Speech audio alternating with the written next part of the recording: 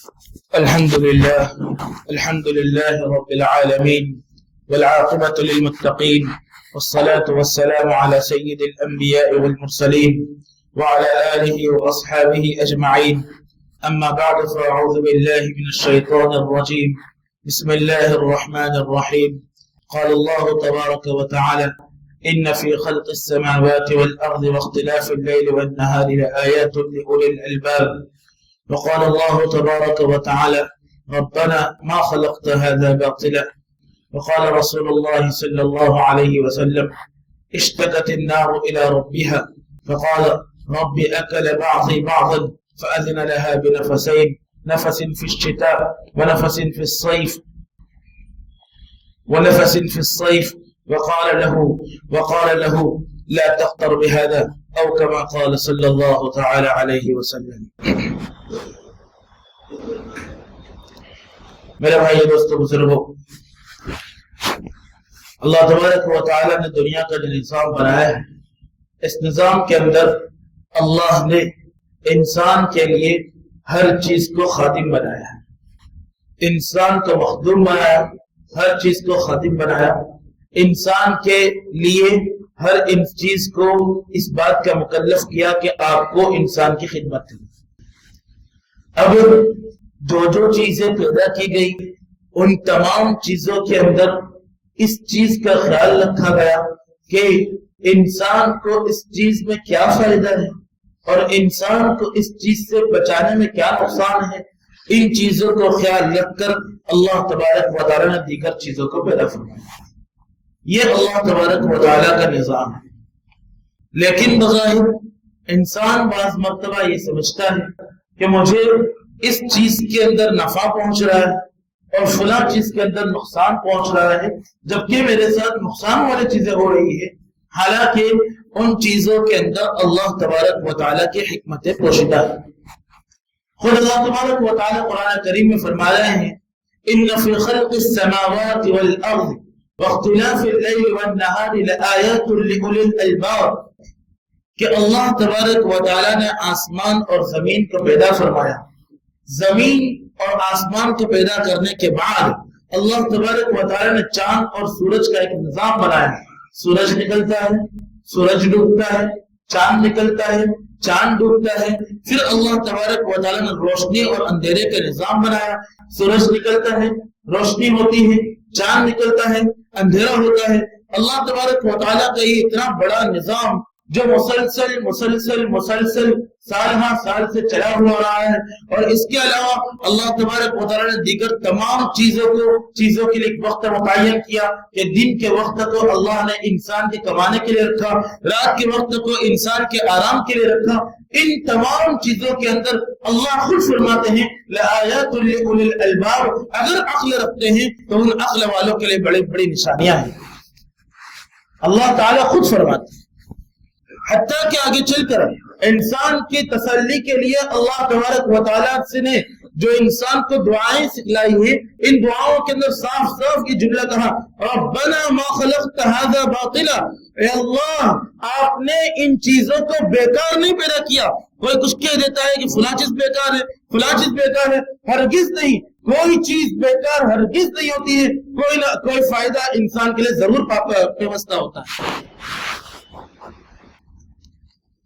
میرے بھائی دوستو بزرگو، آج کل ٹھنڈی کا زمانہ چل رہا ہے، موسم سرما چل رہا ہے، اور ہمارے اکابر، ہمارے علماء اس موسم کو یوں کہتے ہیں کہ یہ روحانیت کا موسم ہے، یہ نیکیوں کو لوٹنے کا موسم ہے، یہ نیکیاں کمانے کا موسم ہے. اس لیے کہ اس کے اندر دن چھوٹا ہو جاتا ہے اور راتیں لمبی ہو جاتی ہیں. دن چھوٹا ہوتا ہے، راتیں لمبی ہوتی ہیں. ان چیزوں کو دیکھتے ہوئے ہمارے اکابر نے اس کے لیے مستقل ایک نظام بنایا ہے، اور سائنسی اعتبار سے اگر ہم غور کریں تو مستقل ایک نظام ہے کہ سورج فلاں جگہ سے نکلتا ہے اور اس وجہ سے ٹھنڈی کا نظام ہوتا ہے، پھر فلاں جگہ سے نکلتا ہے اس وجہ سے گرمی کا نظام ہوتا ہے، پھر فلاں جگہ سے نکلتا ہے اور اس وقت بادل کی کثرت ہوتی ہے اس لیے بارش کا نظام ہوتا ہے. لیکن اس کے پیچھے اللہ تبارک و تعالیٰ کی مستقل ایک حکمت کار فرما ہے، ایک باطنی حکمت کار فرما ہے. جس کو مجھے اور آپ کو ہمارے نبی صلی اللہ علیہ وسلم بتلا کر گئے ہیں کہ اللہ کا اس میں کیا نظام پیوستہ ہے، اللہ کا اس میں کیا نظام پوشیدہ ہے، اس پوشیدہ نظام کے اوپر ہم کو غور کرنا چاہیے، اور اس کے اوپر غور کرنے کے بعد ہم کو اپنی زندگی کا نظام بنانا چاہیے۔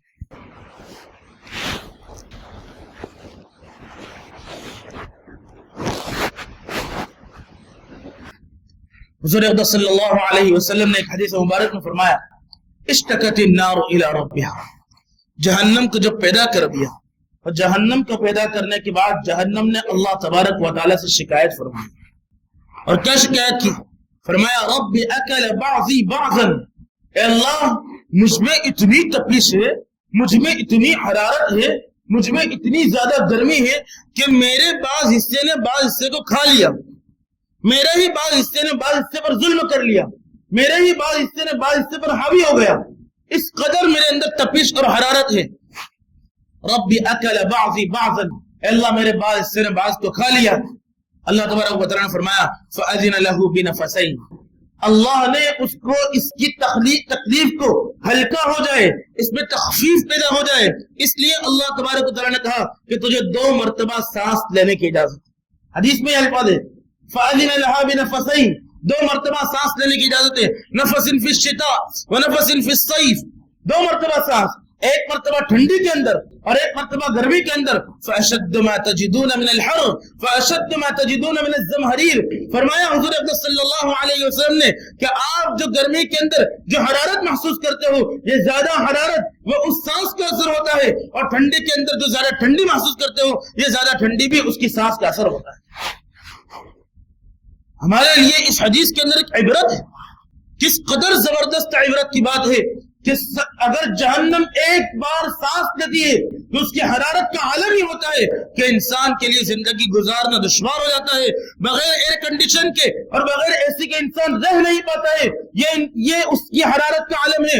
اور جب وہ سانس لیتی ہے اور جب اس کے اندر ٹھنڈک آ جاتی ہے تو اس ٹھنڈی کا عالم کیا ہے کہ انسان کے لیے بغیر کسی تپش کے رہنا مشکل ہو جاتا ہے، بغیر کسی تپش کے انسان کو اپنے اوپر پانی ڈالنا مشکل ہو جاتا ہے۔ یہ ہمارے لیے 2 عبرت کے سامان کہ اس دنیا کے اندر اس کی ہلکی سی سانس لینے کا اثر اس قدر زیادہ ہے، تو اس آگ کا اثر کیا ہوگا جس آگ کے اندر انسان کو گناہوں کی بدولت ڈالا جائے گا؟ اس آگ کی حرارت کا اثر کیا ہوگا جس آگ کی حرارت کی وجہ سے انسان کو گناہوں کی بدولت ڈالا جائے گا؟ اور اس قیامت کے دن کا عالم کیا ہوگا جس قیامت کے دن آج سورج خرب دور ہے، اس کے باوجود اس کی حرارت کا ظاہری سبب کے طور پر یہ وجہ پائی جاتی ہے، تو اس وقت اس کی حرارت کا کیا عالم ہوگا کہ اس وقت سورج سوا نیزہ قریب ہوگا۔ اس قیامت کے دن ہمارا کیا حال ہوگا؟ یہ ہمارے لیے عبرت کا سامان ہے، یہ عبرت کا سامان ہے۔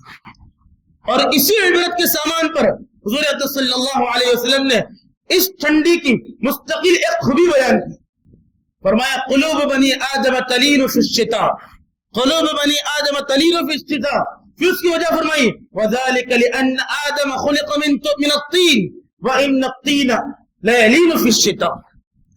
حضور اقدس صلی اللہ علیہ وسلم فرماتے ہیں کہ انسانوں کے دل، بنی آدم کے دل ٹھنڈی کے اندر نرم پڑ جاتے ہیں، بنی آدم کے دل ٹھنڈی کے اندر نرم پڑ جاتے ہیں، اور پھر اس کی تخلیقی وجہ فرمائی، اس کی وجہ ہے اس لیے کہ آدم علیہ السلام کو مٹی سے پیدا کیا گیا، اور مٹی کی خاصیت یہ ہے کہ مٹی ٹھنڈی کے اندر جب اس پر ٹھنڈ آتی ہے تو وہ نرم پڑ جاتی ہے، اسی طریقے سے قلوب بنی آدم ٹھنڈے پڑ جاتے ہیں، یعنی انسانوں کے دل نرم پڑ جاتے ہیں۔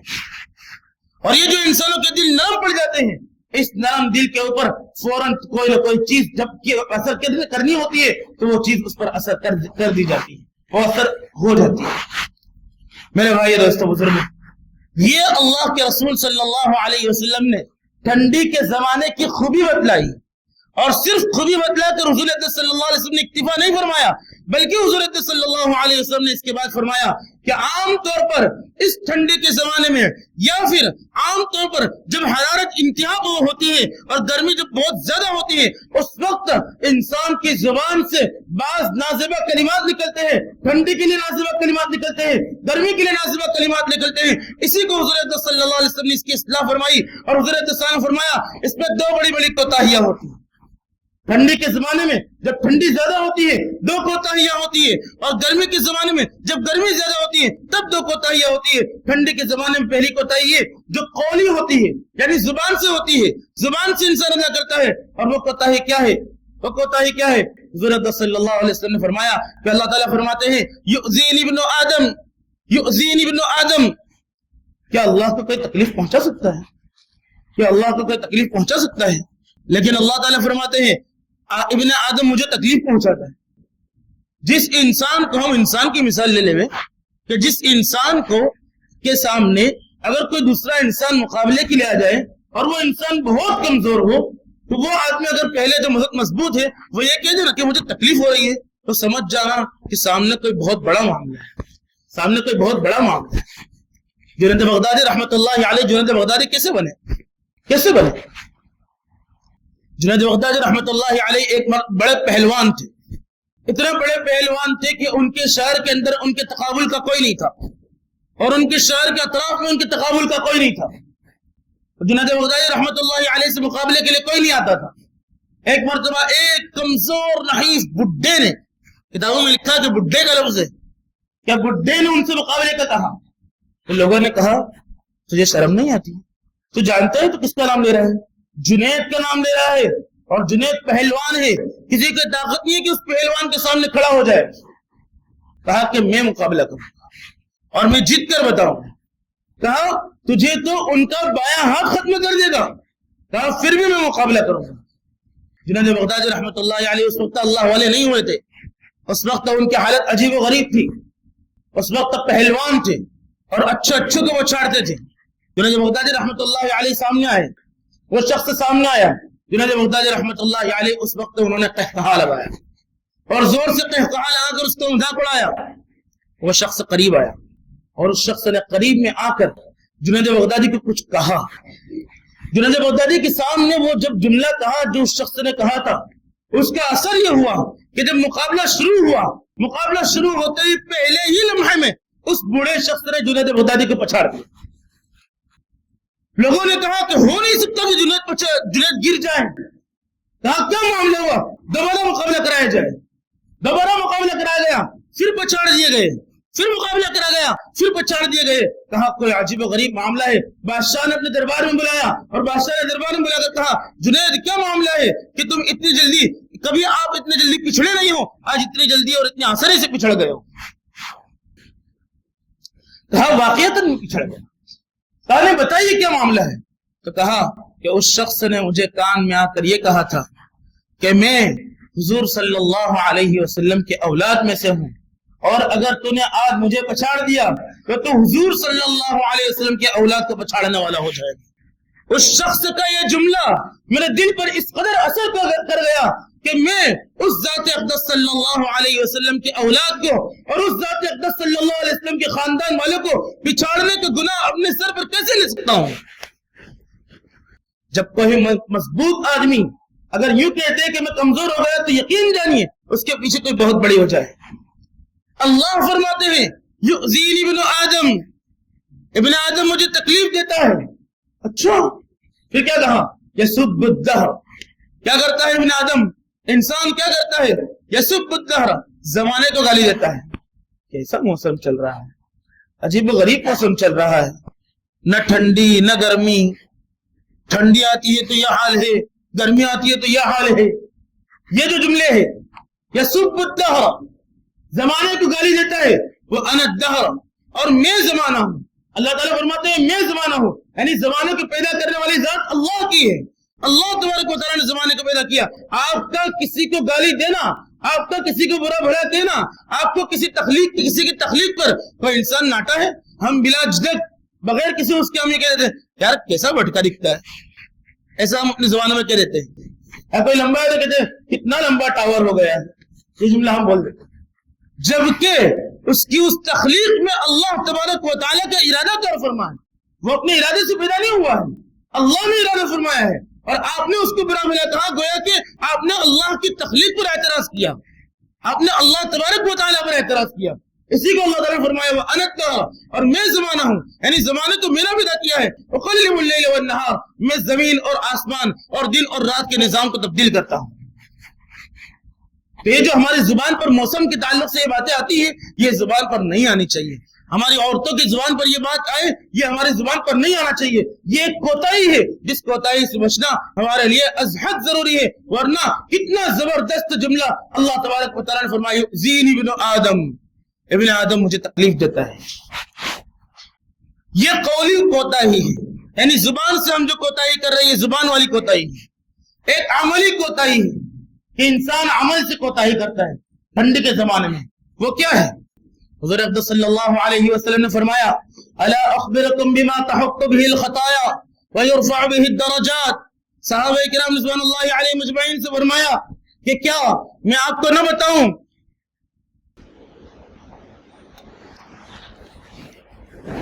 کیا میں آپ کو وہ چیز بتاؤں جن چیزوں کی وجہ سے اللہ تبارک و تعالیٰ گناہوں کو معاف کر دیتے ہیں اور اللہ تبارک و تعالیٰ درجات کو بلند کر دیتے ہیں. صحابہ کرام رضوان اللہ علیہ مجمعین نے فرمایا یا رسول اللہ ضرور بتائیے ضرور بتائیے. حضور اقدس نے تین چیزیں فرمائی. فرمایا اسباغ الوضوء فی المکارہ اسباغ الوضوء فی المکارہ. ٹھنڈی کا زمانہ آتا ہے اور ٹھنڈی کے اندر جب صبح اٹھنا ہوتا ہے تو انسان کو ٹھنڈی کے اندر وضو کرنا مشکل ہو جاتا ہے. وضو کرنا مشکل ہوتا ہے. نل کے نیچے ہاتھ رکھنا مشکل ہوتا ہے. ٹھنڈا پانی ہے انسان پریشان ہوتا ہے. اس پریشانی کی وجہ سے انسان اپنے اعضاء پر صحیح طریقے سے پانی نہیں بہاتا ہے. حضور اقدس صلی اللہ علیہ وسلم نے فرمایا کہ اعضاء پر ٹھنڈی کے زمانے کے اندر جب ہمارے دل پر شاخ گزرے اس وقت ٹھنڈی کے زمانے کے اندر اعضاء پر صحیح طریقے سے پانی بہانا اور صحیح طریقے سے وضو کرنا اللہ تبارک و تعالیٰ کو بہت زیادہ خوش کرنے والا ہے. اس قدر خوش کرنے والا ہے کہ اس کی وجہ سے گناہ معاف ہوتے ہیں اور اس کی وجہ سے انسان کے درجات بلند ہوتے ہیں. وانتظار الصلاة بعد الصلاة اور ایک نماز کے بعد دوسری نماز کا انتظار کرنا. وکثرت الخطا الى المساجد اور مسجد کی طرف قدم قدم چھوٹے چھوٹے قدم لگا کر چلنا تاکہ زیادہ قدم پڑے اور جتنے زیادہ قدم پڑے اتنے زیادہ ہمارے مسجد تک قدم جائیں اور اس کی وجہ سے ہمارے ثواب میں اضافہ. عبداللہ ابن عمر رضی اللہ تعالیٰ عنہ کے متعلق ہے کہ زندگی بھر کا عالم یہ تھا کہ ان کے گھر سے مسجد بہت قریب تھی اس کے باوجود اتنے چھوٹے چھوٹے قدم رکھتے تھے کہ ان کو گھر سے مسجد میں آنے میں کئی دیر لگتی تھی. لوگوں نے پوچھا کہ کیا بات ہے؟ کہا کہ میں ایک قدم رکھتا ہوں اس ایک قدم پر مجھے یہ استحضار ہوتا ہے کہ میری نیکیوں میں اضافہ ہوا اور میں دوسرا قدم لیتا ہوں تو میں اس وقت اللہ سے یہی دعا کرتا ہوں کہ اللہ مجھے اخلاص عطا فرما تاکہ میری نیکیوں میں اضافہ اضافہ اضافہ اضافہ ہوتا چلا جائے. کثرت الخطا الى المساجد. حضور اقدس صلی اللہ علیہ وسلم نے دوسری جگہ فرمایا یہ وضو کے بارے میں دوسری جگہ غسل کے بارے میں فرمایا ثلاث من الایمان تین چیزیں ایمان کا حصہ ہیں. اندازہ لگائیے ایمان کتنی بڑی دولت اس بڑی دولت کے مقابلے کے اندر تین چیزیں فرمائی. تین چیزیں ایمان کا حصہ ہے. تین چیزیں. پہلی چیز کیا فرمائی؟ فرمایا ان يحتلم الرجل في الليلة الباردة ثم يقوم فيغتسل ولا يراه الا الله. فرمایا کہ ٹھنڈی کی رات کے اندر انسان کو احتلام ہو جائے غسل واجب ہو جائے اور انسان کھڑا ہو اور اس کے بعد انسان ٹھنڈی کے اندر غسل کرے اور اس کے غسل کو اللہ کے علاوہ کوئی نہ دیکھ رہا ہو تاکہ وہ نماز پڑھے. یہ اللہ تبارک و تعالیٰ نے ایمان کا ایک حصہ عطا فرمایا. ثلاث من الایمان حضور فرما رہے ایمان کے تین حصوں میں سے ایک حصہ بہت بڑا یہ ہے کہ اللہ تبارک و تعالیٰ اس سے خوشی عطا فرماتے ہیں. اللہ تبارک و تعالیٰ اس سے خوش ہوتے ہیں اور انسان کو خوشی عطا فرماتے ہیں.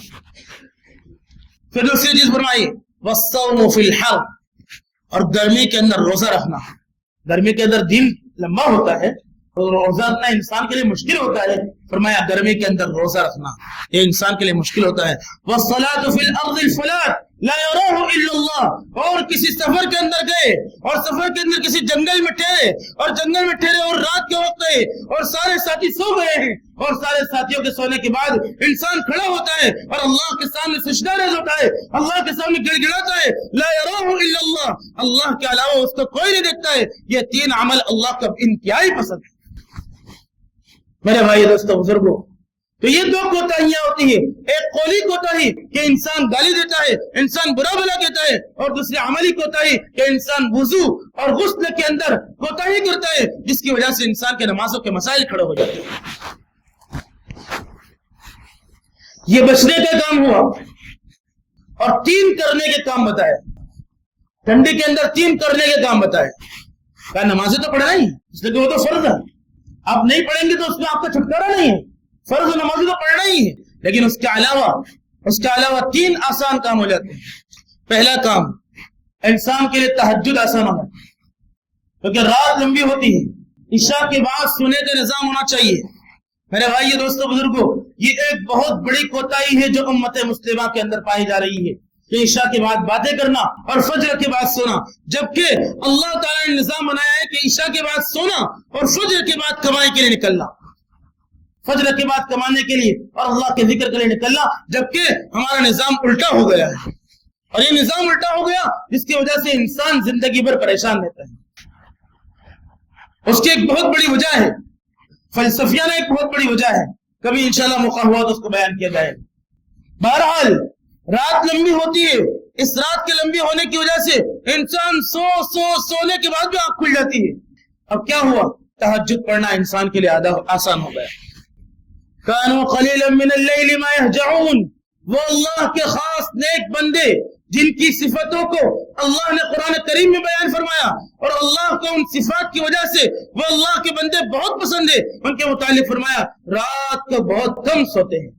وبالاسحار هم يستغفرون، اور صبح کا جب وقت ہوتا ہے تو فجر سے پہلے تہجد کے وقت وہ بیدار ہو جاتے ہیں اور اللہ کے سامنے گڑگڑاتے ہیں، اللہ کے سامنے روتے ہیں.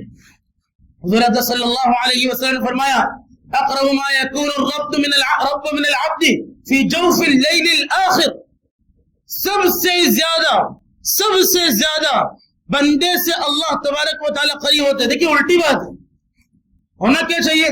بندہ اللہ سے قریب ہوتا ہے، یہ نہیں فرمایا، الٹی بات فرمائی.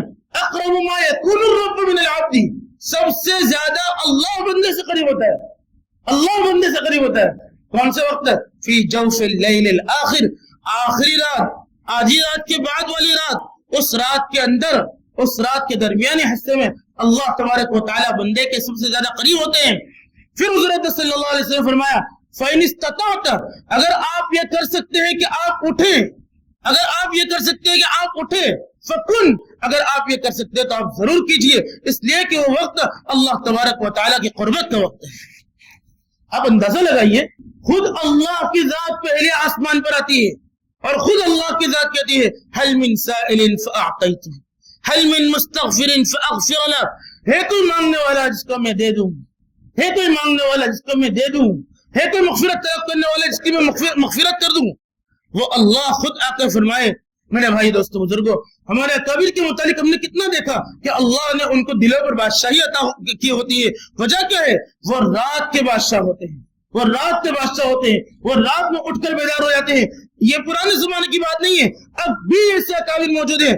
حضرت مفتی احمد صاحب خانپوری دعوت برکاتہ العالیہ کے متعلق ان کے خادم نے حضرت مولانا سلیم صاحب دھران دعوت برکاتہ العالیہ کو فرمایا کہ آج کے زمانے میں بھی میں تقریباً 14 سال سے حضرت کی خدمت میں ہوں. فرمایا روزانہ بلا ناغہ رات کو 11:30 بجے سونا اور 3 بجے اٹھنے کا معمول ہے، چاہے ٹھنڈی ہو چاہے گرمی.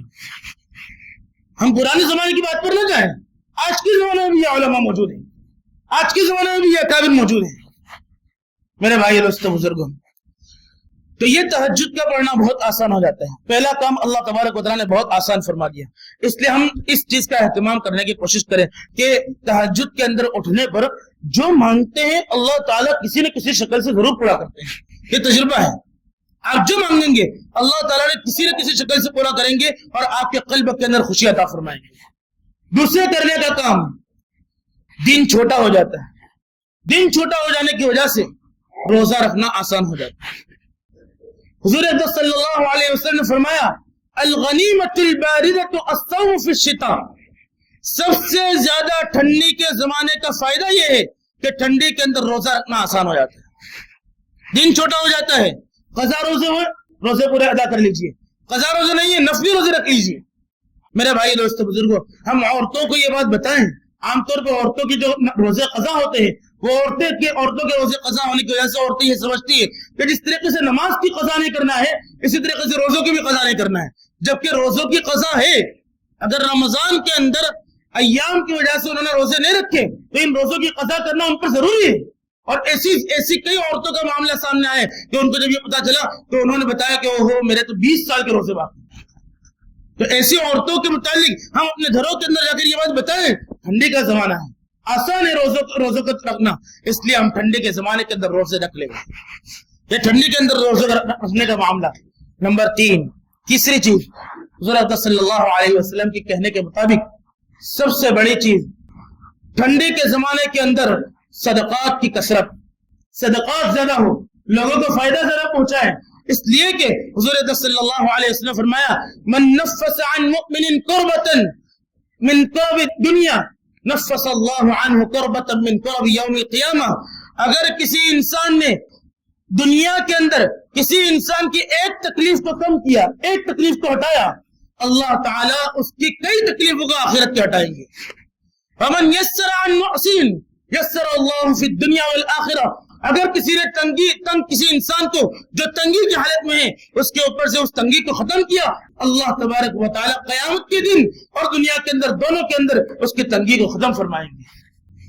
یہ اللہ تبارک و تعالیٰ کی جانب سے انعام ہے.